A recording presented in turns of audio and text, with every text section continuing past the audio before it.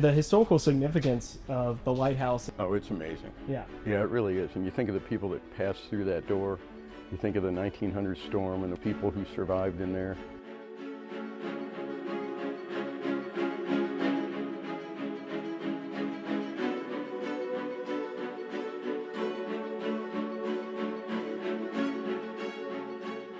Most importantly, you're keeping the entire restoration of the lighthouse historically accurate and how they would have done it when it was built. Right.